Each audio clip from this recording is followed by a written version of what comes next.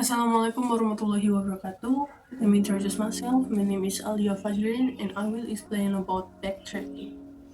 So, a bit more about backtracking. Today's topic is the power set. If you haven't heard of it, you've definitely seen it somewhere, probably disguised in somewhere or another.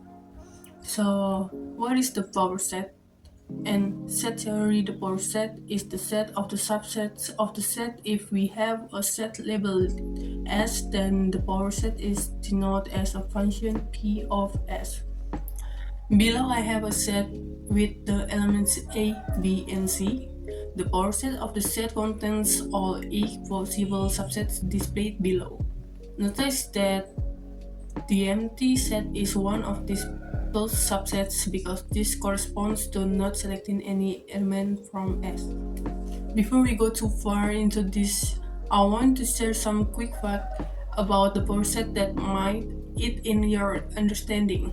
The first is the power set always has 2 to the n elements, where n is the size of the set we're talking the power of set. This is important to know because if generating sets and we want to store them in memory, then we have to store an exponential amount of sets proportional to the size of the input. In practice, you probably don't want to take the power set of a set with more than 20 to 25 elements due to the time and memory constraints. This fact is really neat because of how central it is the constructions of the power set. The power set is a set of the subsets of different size put together.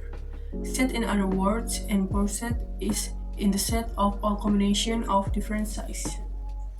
This is cool because if you have a function that can generate all combination of the contained size, like you would in Python, then you can easily generate the power set with perhaps 2 or 3 lines of code. Now let's talk about how we're going to use backtracking to generate the power set. A key realization we have to make is that each subset of the power set can be represented as a bit string of length n. By a bit string, I mean a sequence of ones and zeros. For example, consider a bit string 000. If zeros indicate that a particular element was not selected, then none of the elements in this set would have been selected, so we get the empty set. But now consider the bit string 101. A bit string would correspond to a set containing 2 elements, in particular A and C, because those are the elements with ones. Similarly, a bit string 011 would represent the set containing elements B and C but not A. Let's look at a situation where we want to generate the power set of a particular set. In this case, our set contains an apple, a pear, and a carrot. We're going to use what we learned in these last couple slides to help ourselves.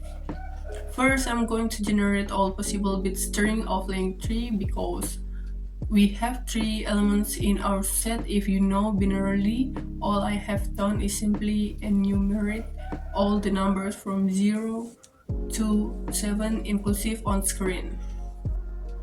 As I say, check, you can also make sure that there are exactly 2 to the power set of 3 bit strings, and indeed there are.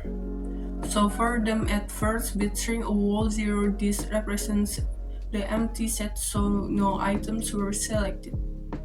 And the second bit string has a rightmost bit set to 1, so that bit string represents the set of only selecting the carrot.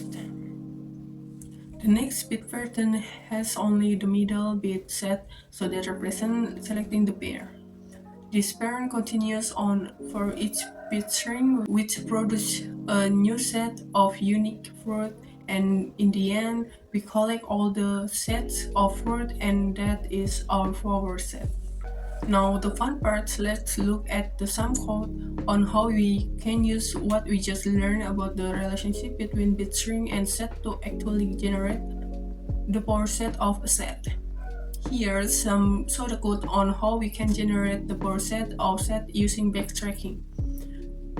The first thing I do is I declare all the stuff we'll need in the particular and the length of the set we're trying to generate the power set of an array, which I call B, which represents the current bit string which is initially filled with all zero, and lastly an array of bits string which is going to be an array of arrays containing all the found bit string like those in the table we saw in the last slide. I abstract away the actual generation of the bit string to a method called generate bit string, which does the actual backtracking the fields the bit string array, which we'll go over in the next slide. But once that is done, we've generated all our bit string. The only things left to do is to create all the subset.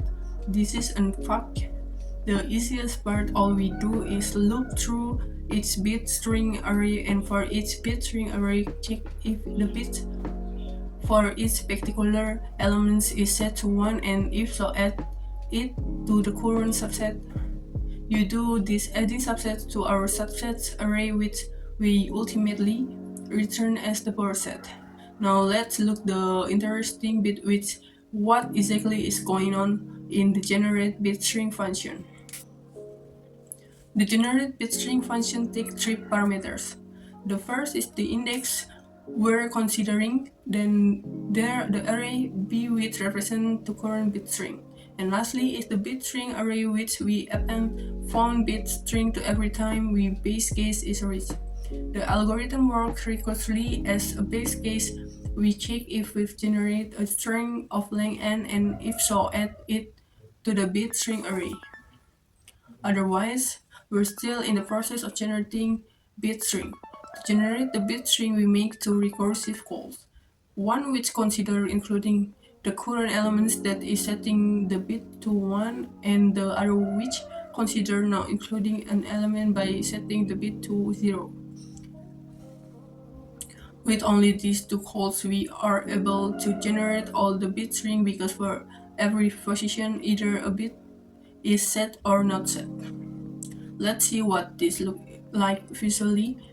First, we start with the empty state and I equal to 0. Then we do our two recursive calls. You can think of this as producing two new states where one state has a bit set and 1 and the other a bit set to 0. First, instead we do two more recursive calls. This produces states with longer bit string both of previous ones. This process continues until we hit the base case, which is when our bit string are long enough. Okay, that's all my explanation about backtracking. I'm Alliya Fajrin. Thank you. Wassalamualaikum warahmatullahi wabarakatuh.